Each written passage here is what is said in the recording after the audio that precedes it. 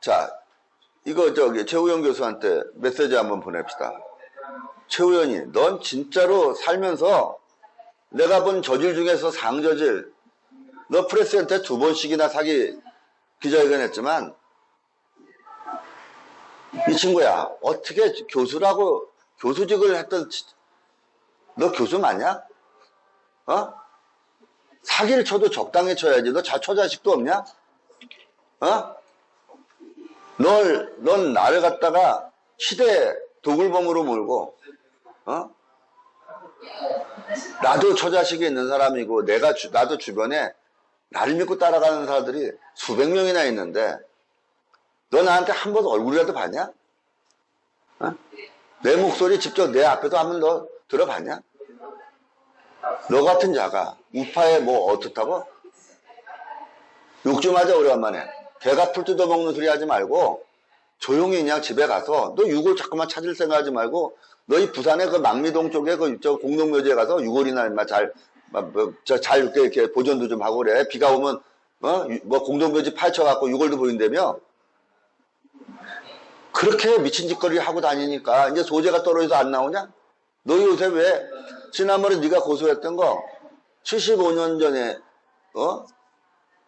나도 모르는 너도 모르는 유골이 거기 있다고 확신하지만 네가 역사적으로 내 앞에서 그렇게 하면 당당하게 한번 파서 한번 증명을 해볼래?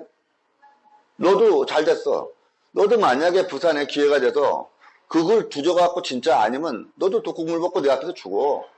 기면 내가 죽을 테니까 너 같은 시대의 사기꾼들이 참 김일성이 최우현이 정충재 잘한다. 너 같은 놈들이 우파라고? 너희들은 대통령을 탄핵한 무리보다도 더 악질이고 더 나쁜 놈들이야 내가 볼 때는. 그 고생하는 아스팔트에서 고생하는 사람들 그 푼돈을 빨아쳐먹으려고 그 거짓말을 해대가면서 그게 사람이 할 짓이냐 임마? 교수? 너 교수 잘 잘린 거야. 너 같은 놈이 교수 계속 했었으면 얼마나 이상한 학생들이 계속 증폭됐겠니? 그러니까 하나님이 계시는 거야. 너 하나님도 안 믿지? 어떻게 그런 짓을 할 수 있냐? 백주대나세. 근데 네? 세무서 잠깐. 네, 글쎄, 내가 그 말을 물어보려고. 세무서에서 지인을 통해서 모 국장이 백준음이 재산이 1조 5천억이라고 하더라 하면서 해가지고 태평TV를 통해서도 방송이 됐죠. 여러 가지로 됐는데 그 의혹만 남아 있습니다. 그런 이후에 어떤 본인이 어떻게 조치를 취했는지 아니면은 어떻게 또 어디 누구한테 뭐 조사를 받거나 뭐 한 적이 있는지 거기에 대해서 명확하게 좀 말씀 좀 해주십시오. 아니면 고소를 또 대응을 했는지 안 했는지. 지금 황보룡이라고 제가 알고 있습니다. 그 얘기의 원천을 떠들어댄 자가 황보룡이라고 최우현이 옆에서 항상 붙어 다니는 이상하게 생긴 노인네 한 분 계시는데, 황보룡 씨, 당신은 이번에 그 건 때문에 제대로 한번 걸렸어. 그리고 최우현이, 그리고 옆에 붙어 있었던 일제 진상 유가족 진상 뭐라고? 이 사람들이 왜 내가 1조 얼마 5천억? 국세청에서 공익제보 국장이 현직 국장이 공익제보했다고? 야, 이 자식들아, 국세청에 있는 고위국장이 계장도 아니고 과장도 아닌 국장이 공익제보를 너희 같은 사기꾼들한테 하냐? 황보룡이 너는 검찰에 끌려가서 반드시 네가 한 얘기가 사실이면은 내가 독국물 먹고 죽을게. 하지만 넌 반드시 네가 말을 만든 거기에 대한 책임을 져야 될 거야. 어디다 대고 늙어갖고 죽을 날도 얼마 안 남은 친구가 말이야. 그렇게 망령이 든 것도 아니고 정신 나간 놈들처럼 미친 듯이 말을 만들어내서 아니면 말고 나는 절대로 너희들 용서할 수도 없고 끝까지 추적해서 발본색을 할 거야. 기다려. 후회 안 하게 해줄게. 예. 그 요즘 들어서 시간이 이렇게 지나다 보니까 저쪽 태평의 김일성이나 정충재 씨 이쪽에서 이야기한 부분들에 대해서 의문을 갖는 분들이 이제 나타나기 시작을 했고 그들이 이야기한 부분들에 대해서 상당히 의문이 많이 든다 하면서 이제 간혹 전화가 오시는 분들이 계시거든요. 그래서 설명을 해드리면은 그때서야 확실히 사기를 당했구나 하는 것을 이제 이해를 하시고 도움을 많이 받았다고 고맙다고 하시는 분들이 계시더라고요. 저희 선구자 방송만 해도 이제 또 아마 다른 방송들도 이제 그런 같은 그 케이스가 있을 텐데 지금 최우원 교수 전직 그 교수님께서 먼저 보내 그 부산 문현동 그 지하의 그 안반에 보면은 사진이 있는 게 있어요. 구멍이 빡빡빡빡 뚫린 그 사진을 보고 일제시대 때 다이너마이트를 사용하기 위한 그 구멍이다 이렇게 발표를 한 적이 있었거든요. 늘 그렇게 또 주장을 하고요. 근데 그것은 일반 상식적으로 봐도 저희가 봐도 다이너마이트를 구멍을 이렇게 그 효과적으로 이렇게 적게 쓰고 많이 파쇄시킬 수 있는 그런 공법을 쓸 텐데 그거는 뭐 중구난 방식으로 막 촘촘하게 그 구멍을 냈지 않습니까? 그런 부분들을 일제시대 때 다이너마이트 공법으로 쓰기 위해서 한 거라고 주장을 하고 있는데 그 부분에 대해서 최우원 교수도 사실 모르지는 않으실 텐데 왜 최우원 교수께서 그런 주장을 하면서 이런 식으로 어떤 그 태극기 집회나 우파의 지도자라고 이렇게 좀 이렇게 끌고 가고 있는지 최우원 교수가 왜 그런 식으로 자꾸 주목을 끌려고 하는 건지에 대한 혹시 뭐 때문에 그러는 것인지 혹시 생각해 보신 적이 있으신지요? 나는 사실은 뭐 관상의 전문가는 아니더라도 최 의원이 관상 참 묘하게 생겼죠. 네? 쌍욕을 막 함부로 해대고 그냥 뭐 폭발력 있는 뭐 열창에 가까운 말을 합니다. 뭐 그가 철학과 교수지 뭐 안반 전문가도 아니고 폭파 전문가도 아니고 정충재 카더라 하는 거에 그 상식적인 그 사고만 있어도 판단됩니다. 뭐냐. 원래 그 터널을 구착을 할 때 안반이 나오면은 폭약을 묻는 위치라든가 폭파시키는 그 어떤 순서라든가 이런 것들이 다 규칙이 있습니다. 그 규칙에 의해서 1단 폭파하고 2단 폭파하고 3단 폭파하고 걷어내고 또 다시 그렇게 하는데 그 규칙이라는 것이 거의 수치의 자루제감에도 구멍을 뚫습니다. 그런데 그렇게 미친 듯이 벌집처럼 해갖고 놈이라고 합니다. 빼죽한 걸 집어넣어서 깨는 거. 그러니까 위에 많은 민가가 있기 때문에 폭약 사용 허가가 안 나니까 이렇게 벌집식으로 해갖고 노미를 집어넣어서 망치로 쳐갖고 이렇게 깨려고 아주 그냥 미세하게 구멍을 내는 거거든요. 그걸 가지고 뭐 일본 놈들이 그렇게 했다. 그때 당시에 무제한의 인력이 있었고 죄다들 그냥 강제노동, 강제징용 얼마든지 인원이 있었는데 미쳤다고 그 말도 안 되는 하루에 그때 나연철 씨 얘기 들어보면 하루에 10cm 정도 팠답니다. 10cm. 그런데 그걸 갖다가 미친놈들처럼 정충재가 한 얘기는 바이블이고 내가 한 얘기는 개소리고 최 의원이 너 언제 철들래? 그건 네 아들도 안 해 임마. 그러면 최우원 씨가 어떤 그 자기의 그 자신의 입지를 위해서 어떤 그 목적을 두고 그렇게 지금 하고 있는 걸까요? 아니면 모르고 하는 걸까요? 아니면 알면서도 자기 어떤 그 정치적인 어떤 목적을 가지고 하는 것일까요? 당연히 알면서 하는 짓이죠. 네. 왜 알면서 하는 짓이냐? 네. 우리 유튜브들을 통해서 얼마나 우리가 상식적인 선에서 차트로 설명해 가면서 그걸 쭉 발표했습니까? 그러면 저기 그냥 부엌에서 도마 두드리는 아주머니도 우리가 그동안 그렇게 많이 낸 것을 한 편이라도 봤으면 이해합니다. 안 그렇습니까? 그러니까 우리 하는 얘기는 일체 듣지도 않고 지가 원하는 것만 들으려고 그러고 지가 원하는 것만 하려고 하는 자들은 벌써 계산되어 있는 거죠. 너 대통령 후보 나왔다가 마지막까지 레이스도 못하고 너 중간에 탈락했다며? 어?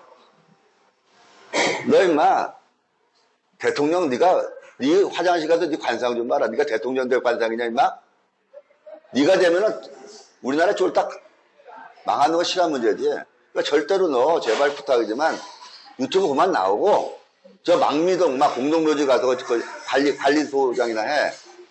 제발 해골고만 팔아먹고 이번에 네가 고소한 거 결국 무혐의 처리되고 각하됐잖아 검찰에서. 왜?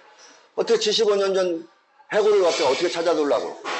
그 공소시효도 다 끝난 거. 내가 설령 훔쳐왔어도 그런 말도 안 되는 이벤트성 안 되면 말고 하는 그러한 고소 고발. 넌 당사자도 아니니까 당사자들을 내세워서 하는 그러한 그 수준 낮은 짓 그만하고 부탁이지만 제발 좀 네가 유튜브에서 네 얼굴 좀 안 보게 좀 해주라. 네, 제가 군에 있을 때 그 공병부대로 들어가서 8개월 동안 교육을 받았는데 거기에서 폭파, 도로대하고 뭐 폭약 형성장약 해가지고 뭐 도로 낙석 주저앉히는 거 뭐 이런 거 다 이제 교육을 받은 사람이고 공수부대 가서 또 폭파 담당 간을 했었습니다. 그런 의미에서 본다면은 뚫어놓은 형태가 불규칙한 거리 간격이 15cm, 10cm, 15cm 이렇게 옹기종기 이렇게 뚫었단 말입니다. 그 깊이가 한 10cm나 15cm, 많아봐야 15cm 이내 이렇게 한 거는 그거는 어떤 장비를 가지고 굴착했다기보다는 뭐 징을 가지고 이렇게 파가지고 막 거기다 징을 더 큰 걸로 내가 때리려고 하는 그런 것 때문에 사람의 힘으로 더 큰 그 징을 가지고 때리면 한계가 있으니까 조금밖에 못 된다. 떨어져 나오는 게 부위가 적으니까 그러니까 그 옹기종기 이렇게 15cm, 10cm 이내로 이렇게 해가지고 맞습니다. 파들 가는 게 결과적으로는 하루에 그 전 면적으로 봤을 때는 한 10cm 정도나 뭐 15cm 이내나 많이 파봐야 그래 떨어뜨린다는 거 아닙니까? 그래서 그 버럭이 나오면은 버럭이 이제 크지도 않고 주먹 한 2개 정도 되는 것들 이런 것들 뭐 이내고 이런 거니까 그걸 마대자루에다 넣은 게 울퉁불퉁하게 된 거 아닙니까? 그죠? 전문가 다 되셨네. 그리고 그 다음에 만약에 그걸 폭약으로 해서 할 것 같으면 방식이 그게 아닙니다. 간격이요 15cm, 10cm가 아니라 1m 내지는 2m 간격으로 깊게 한 50cm나 적어도 1m 정도 그냥 기계로 뚫어가지고 거기다 폭약 집어넣고 빵 터뜨리면 다 무너져 내려오는 겁니다. 그러면요. 예. 그런 건데 무슨 공법이고 정충제 공법. 일제 시대 때 무슨 공법이라고 그러면서 그러니까 정충제 공법. 그래서 그거는 그부터 황당하다는 얘기죠. 지금 제가 볼 때는 참 정충재라는 사람 김일성이를 만나서 참 많이 컸습니다. 근데 김일성이는 정충재를 만나서 엄청나게 떼돈을 벌었고 그리고 많은 회원도 확보했지만 결과에 가서는 그들이 마지막 가야 될 때는 영창밖에 없습니다. 그리고 김일성이 너도 잘 들어도 살아생전에 법보다 주먹이 가깝다 그러지. 넌 내 손에 걸리면 그날로 사망이야 진짜. 절대 용서할 수 없어 너는.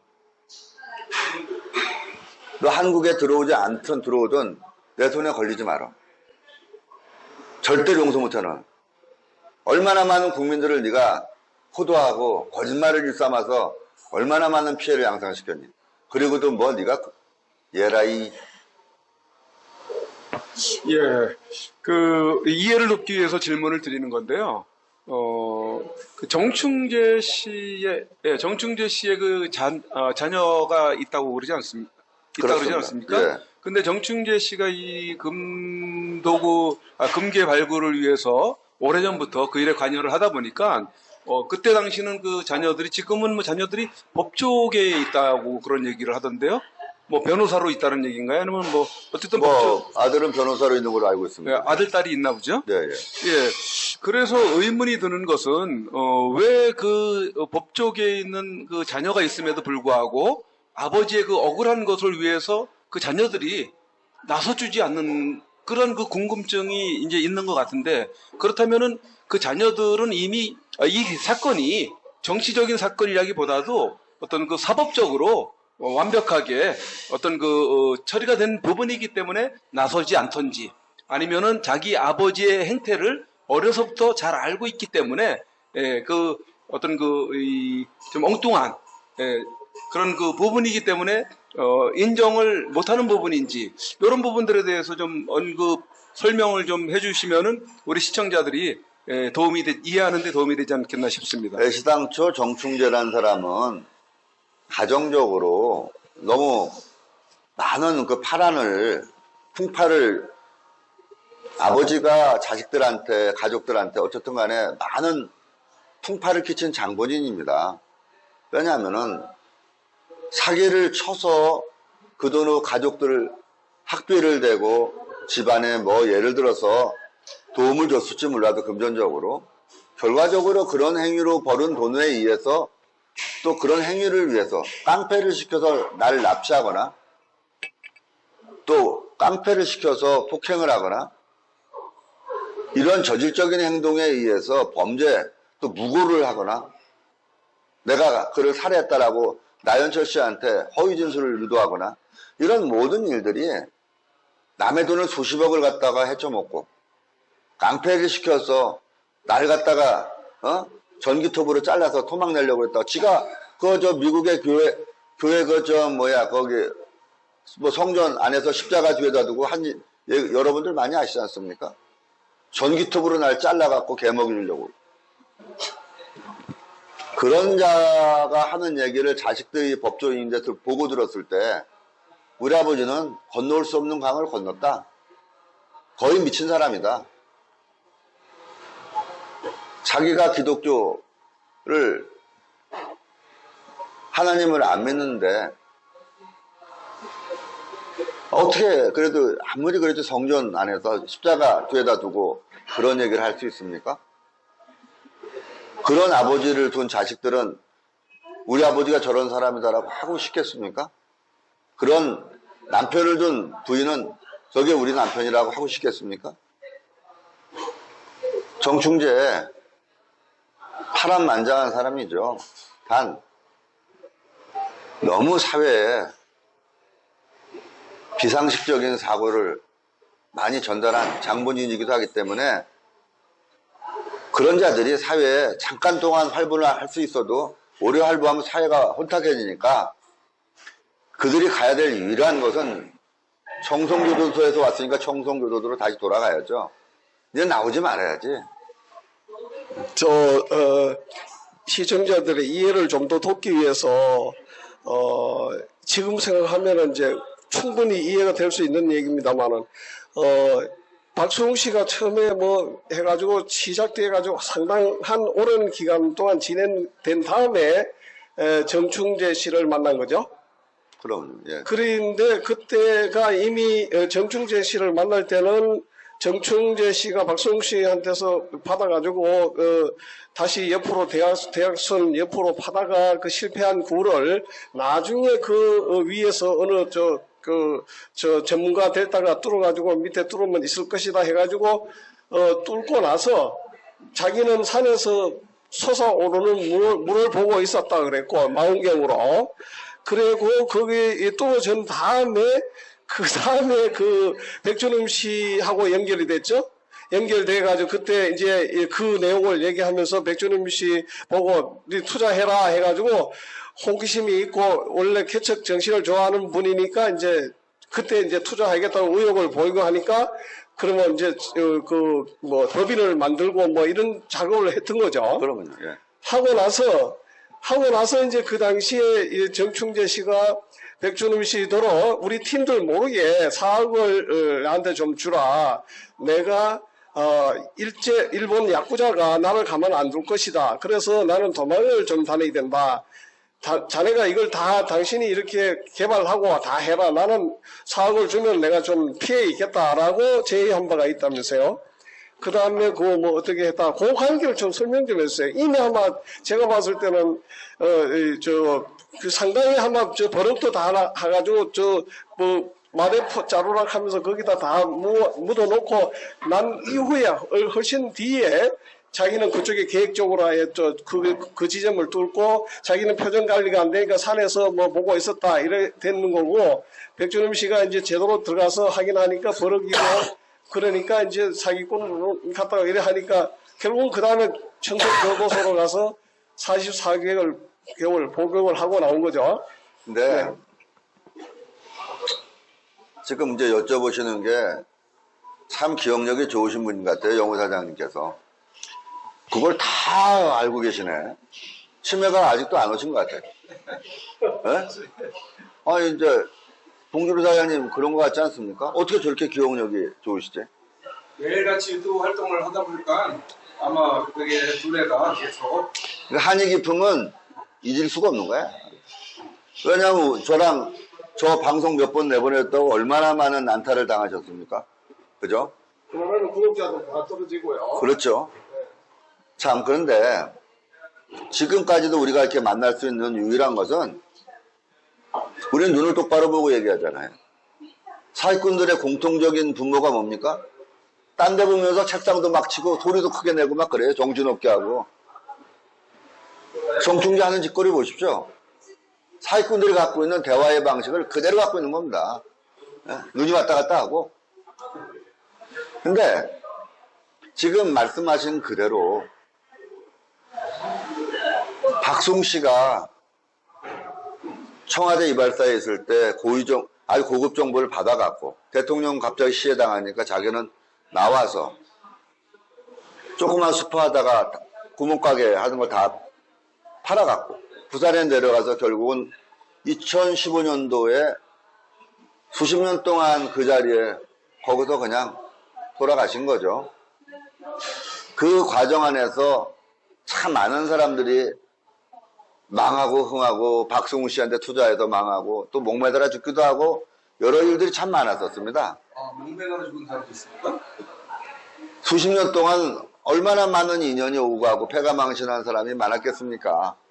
그 중에 맨 마지막에 온 사람이 바로 정충재입니다. 하도 리얼한 그 사람의 일대기를 자기가 다큐멘터리를 한번 써보려고 갔다가 그 얘기를 듣고 다큐멘터리는 나중 얘기다. 이건 내가 한번 뛰어들어봐야겠다. 그래서 뛰어든 자거든요. 그래갖고 고작 6천만 원 자기 얘기로는 6천만 원 뭐 빚내고 뭐 내고 해서 투자했는데 결국은 박송 씨의 고집에 의해서 끌려가다가 결국 아니다 싶으니까 자기가 당신랑 나랑 이제는 끝났다. 그리고 지가 25m 떨어져 있는 박수홍 씨가 파고 들어갔던 데서 25m 떨어져 있는 그 옆에 가서 수직으로 탐사를 하고 수직으로 뚫은 거잖아요. 마창이 났죠. 그런데 몇 년 동안 박수홍 씨랑 그 굴을 파면서 굴의 방향이 어디로 갔는지 몰라온 게 아니죠. 너무너무 잘하는데 네? 그러면 저 정도 가면은 굴이 방향이 이 지질 탐사를 하게 되면 딱 걸리겠다. 그건 합법이잖아요. 나는 탐사를 해서 굴을 찾아갖고 뚫은 거다. 그가 그렇게 머리를 쓴 겁니다. 예를 들어서 탐사를 안 하고 뚫었다 그러면 그 굴로 그냥 그대로 맞춰낸 거지. 당신 이거 뭐 보고 뚫었어? 라고 할 말이 없잖아요. 그죠? 그 짓을 해서 그때부터 소설이 시작된 거죠. 그러니까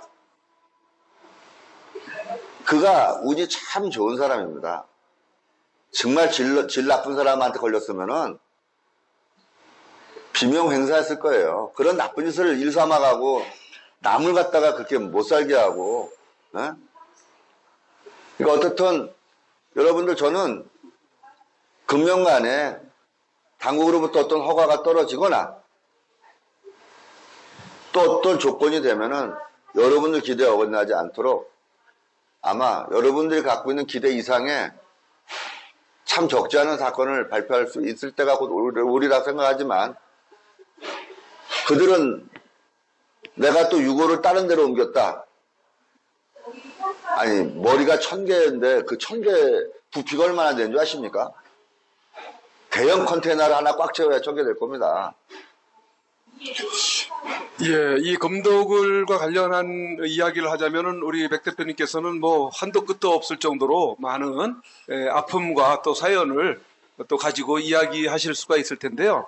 이제 좀 마무리를 해야 될 것 같아서 질문을 좀 드리는 것은 그동안 그 태평TV를 통해서 굉장히 많은 매도가 되어 왔고 아픔을 가지고 비단 뭐 백 대표님만 이런 그 억울함을 가지고 있는 것이 아니고 여기에 관여했던 투자했던 또 몸으로 그렇게 일을 했던 그 여러 사람들이 이런 그 억울한 누명을 쓰고 지금 오고 있는 상황일 텐데요. 그렇다면은 지금 벌써 이 금도굴과 관련한 그 방송을 안 한 지, 태평이 안 한 지가 지금 몇 개월째는 되고 있는 것 같아요. 적어도 한 2개월 이상은 되고 있는 것 같은데 지금 그러면은 미국에서 무슨 일이 있는 것인가에 대한 궁금증도 있을 것 같고 그것보다도 더 이전에 미국에 다녀온 어떤 분에 의하면은 증언에 의하면은 정충재가 김일성으로부터 어떤 지원, 경제적 지원을 받고 있는 것 같지 않더라. 이런 그 이야기를 좀 들었던 적이 있었거든요. 지금은 더 어떤 그 조건이 안 좋은 상태에서 있는 건지 아니면은 김일성으로부터 팽당한 건지 뭐 여러 가지 좀 궁금한 그 부분들도 있을 텐데 예, 그런 부분들에 대해서 한번 제가 뭐 언급을 해주시고 마무리하죠. 듣고 있는 정보로는 네. 정충재가 미국 사회에서 좀 보수파들 미국 사회에서 적지 않게 사기친 걸로 우리는 정보가 들어오고 있어요. 금전적으로. 네, 그런데 돈이 필요하겠죠. 예, 우리나라는 도망 다니고 산속에 숨음을 하듯 미국 사회는 그게 아닙니다. 거기서 그런 짓 해갖고 고소당했다.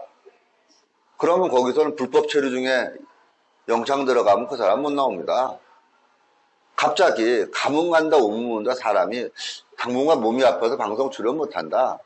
자기를 원하는 자기를 기다리는 독자들을 위해서라도 떠날 때와 들어올 때는 예의가 있는 거 아닙니까? 그렇게 장기간 그렇게 거품 물었고 문재인 대통령 딸 문다혜 씨 그거 방송 때문에 억지 사기 방송 때문에 뭐 80만 건도 넘은 걸로 제가 알고 있어요. 조회수가. 그렇게 내질러 놓고 그리고 지는 지대로 그런 지명도를 이용해서 결국 우파들의 돈을 또 끌어들였다가 그 중에서 의심을 갖고 있는 몇몇 사람이 아마 고소를 했을 거라고 생각해요, 저는요. 그렇기 때문에 어느 날 사기 혐의로 끌려 들어가면 그가 거기서 문제가 생기지 않았겠습니까? 설령 안 생겼다고 칩시다. 김일성이가 솔직히 정충재한테 뭐 한 몇십억 들어왔다면은 뭐 10억 주겠습니까? 개인격으로는 줄 사람이 아니죠.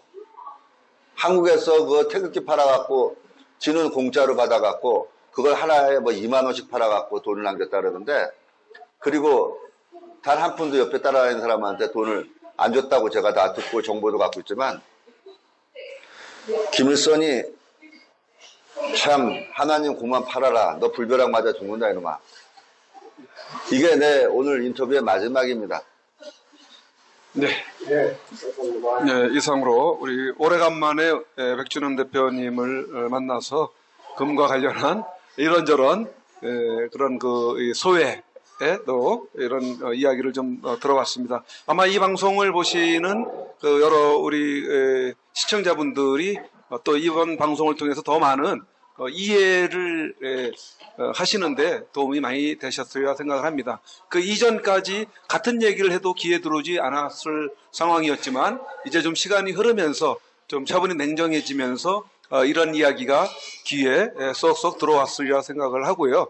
또 앞으로 또 언제 또 이런 방송을 통해서 여러분들에게 또 설명을 해드릴 수 있는 기회가 있을는지 모르겠지만 차후에는 정말 우리 대한민국 국민들의 그 건강을 위해서 지금 또 이렇게 애를 쓰고 있는 그런 그 암 신약에 대한 그 부분들에 대해서 또 정진해 나갈 수 있도록 우리 국민들이 또 많은 물심양면의 성원을 해 드려야 되리라 생각을 합니다. 오늘 말씀 대단히 감사합니다. 맞습니다. 네.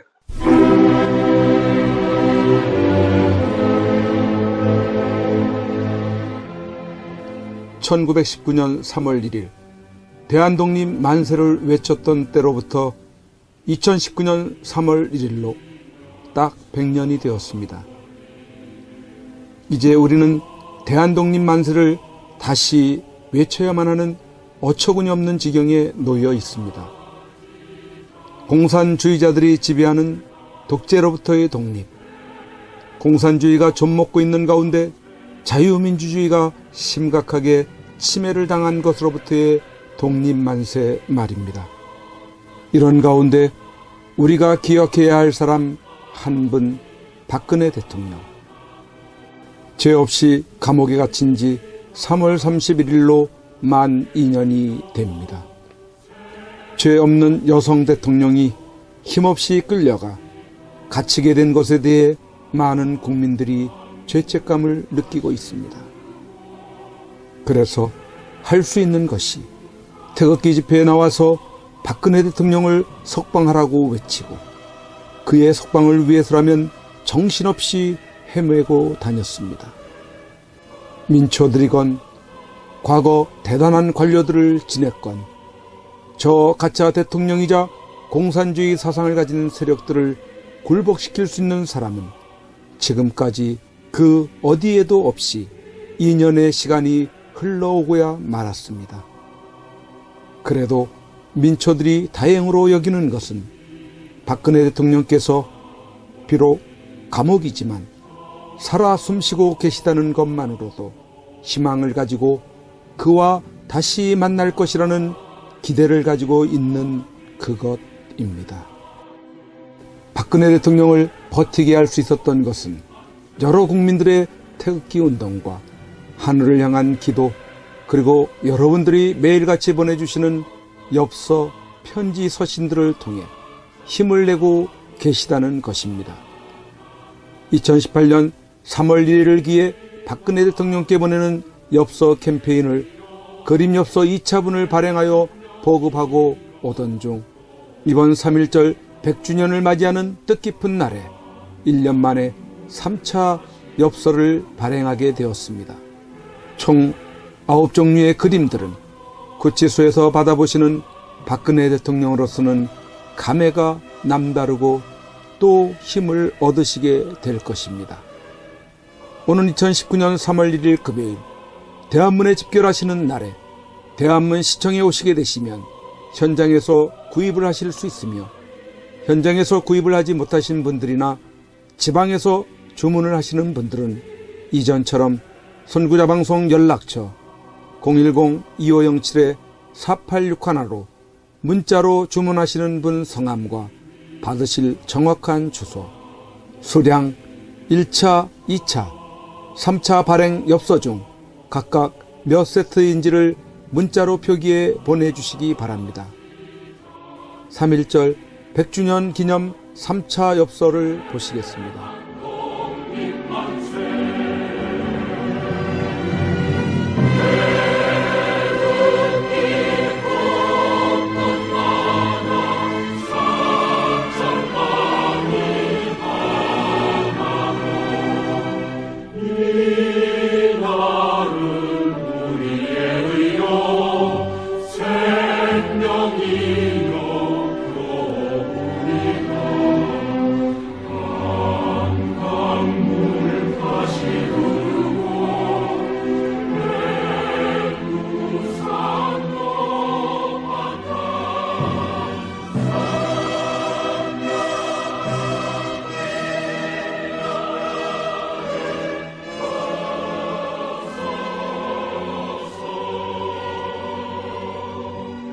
박근혜 대통령님이 복귀하시는 그날까지 선구자 방송의 엽서 보내기 운동은 계속됩니다. 1, 2차 엽서들과 함께 또 다른 감동을 주는 익히 보아왔던 그림들을 엽서로 여러분들이 만나시게 됩니다. 그동안 많이 참여하셔서 매주마다 많게는 전여통의 엽서 편지들을 통해 세상 소식도 아시게 되시고 여러분들이 보내주시는 엽서 편지들은 다 읽어보시고 간직하고 계신다고 합니다. 계속해서 엽서 편지 보내기에 동참을 해주시고 아직까지 이러한 내용을 모르시는 주위의 많은 분들에게도 알려주셔서 참여하실 수 있도록 해주시면 감사하겠습니다. 3.1절에 대한문 시청에 나오시는 분들은 행사 진행 텐트 쪽에 오셔서 선구자 방송 엽서 코너로 찾아오셔서 구매하시기 바랍니다.